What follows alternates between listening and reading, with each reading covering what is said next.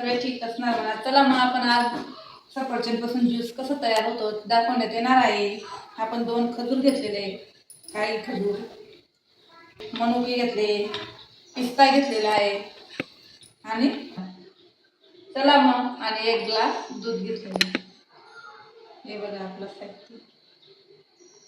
आज आपलं सफरचंद पासून कसं ज्यूस बनतं तुम्हाला बघायचं आहे ना. चला मग रेडी करूया.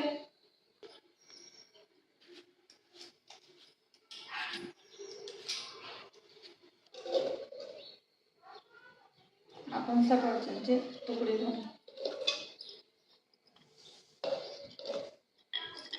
बदाम, पिस्ता सर्व टाकू.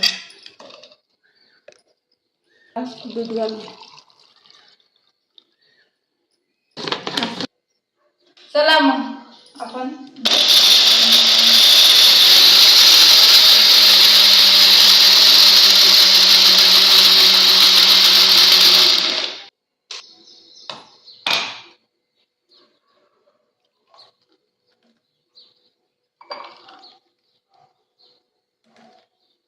चला मग आपलं ज्यूस तयार झालेलं आहे. कसं वाटलं कमेंटमध्ये नक्की सांगा. तुम्हाला पटलं तर तुमच्याजवळ बाकी साहित्य नाही पण राहिलं तरी तुम्ही सफरचंद दूधचा वापर करून ज्यूस बनवू शकता.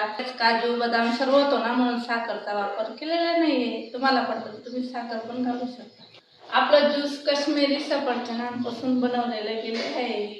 चला कसं साखर का बरं घातली नाही, त्याच्यात साहित्य जास्त होतं ना. काजू बदाम पिस्ता मनुके सर्व साहित्य होतं ना म्हणून आम्ही साखरचा वापर केलेला नाहीये. दूध पण म्हटलं तर ते गुळ चटक असतं म्हणून. तुम्हाला पटलं तर तुम्ही साखर पण घालू शकता, तसं काही नाही. बिना साखरेचं ज्यूस कसं बनलं